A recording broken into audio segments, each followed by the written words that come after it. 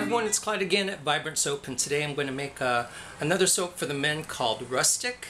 And this particular scent is known to brown the soap. So I'm going to show you what I do to kind of design around that, because I still want to get some swirls and I don't want it to be too brown. So I'll show you what I'm going to do. So here again we have one of those tricky soaps that where the scent turns the batter, doesn't turn the batter brown, but it turns the soap brown after it cures.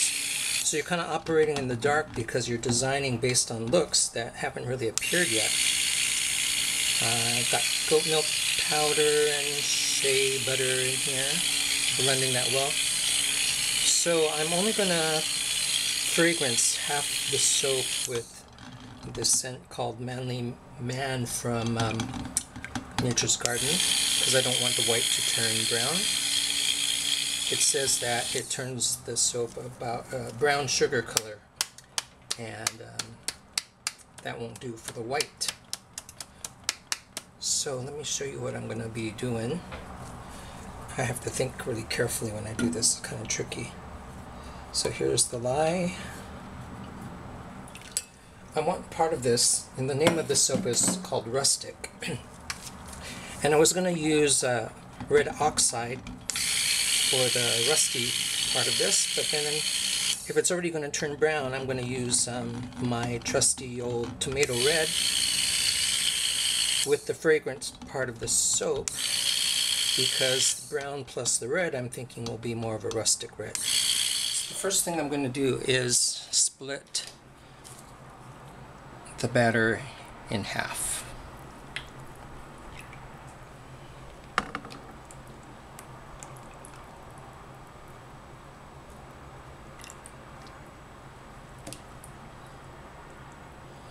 And I do this visually. I like these bowls that I got from IKEA because it has this little ridge here on the edge, and if I just look at that, it helps me to visualize the half and half, or however I want to portion out the soap. Okay, so the white portion of the soap is not going to be fragranced. So here is the white portion.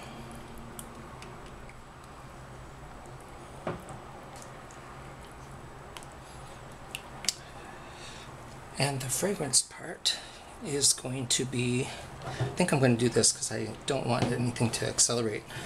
I'm going to split this in half, and I'm making a black with a black oxide and the red that will turn a rustic red, hopefully, when the soap browns. And I'm going to split the fragrance between this and that.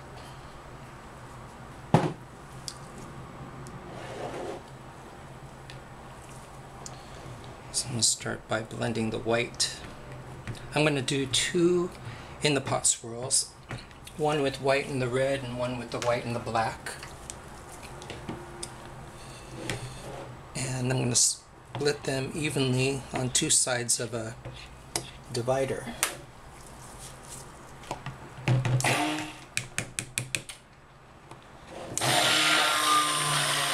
So let's remember this together, because I don't really know if I got the proportion of red to this accurately, because it's going to brown.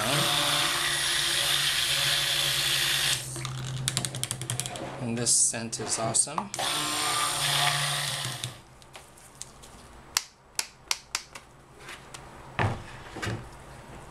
Okay, so I don't want to dirty so many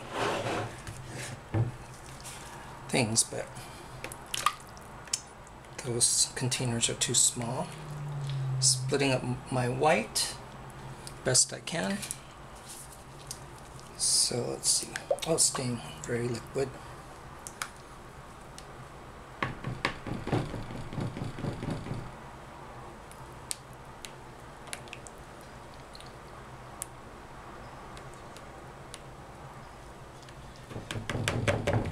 So here's my red, which will be in the pot swirl. I have kaolin clay in here too, I forgot to tell you that.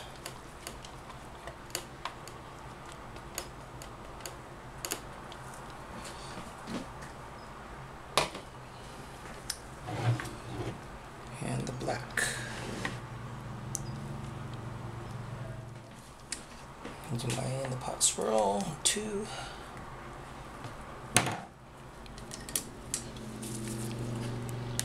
2.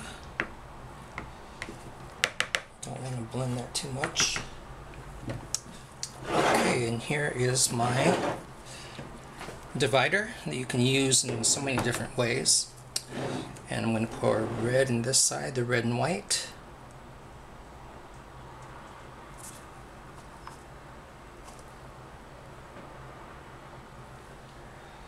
And keep whatever's in there for the top. And black and white. And it looks like I have more on that side, so I use the rest of this.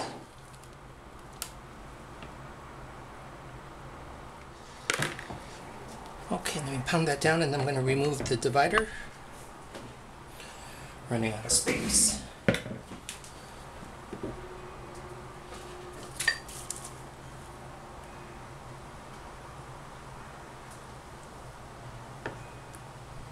Save that black side in there. And I'll save the red side in my red. Then I'm going to use my hanger. And I always forget to take these side ones out.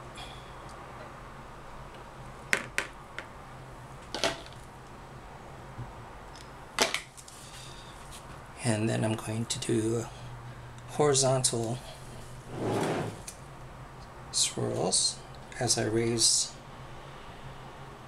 the hanger.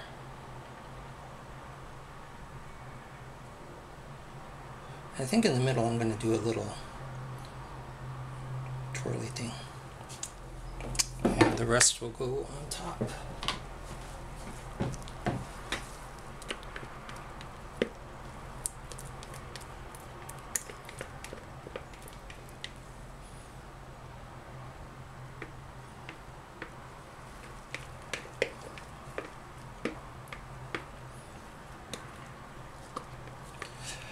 That spatula doesn't work a darn.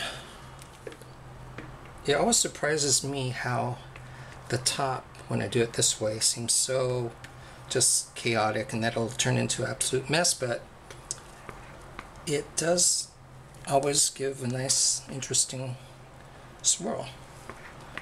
So I don't worry about it anymore.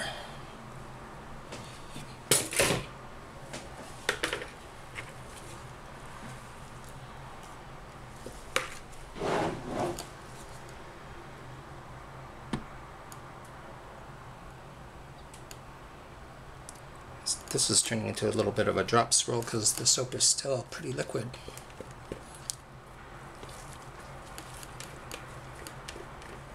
These are the soaps that I really can't wait to cut into, because it does that color changing act, which makes it really unpredictable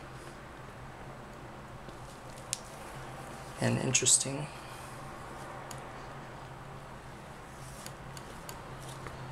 So this soap is called Rustic, so I thought 2 in the pot swirls would kind of add to that sort of casual, unplanned, rustic look. And for that reason, I think I'm going to just keep the top as it is. Clean up the sides though. No glitter for this one.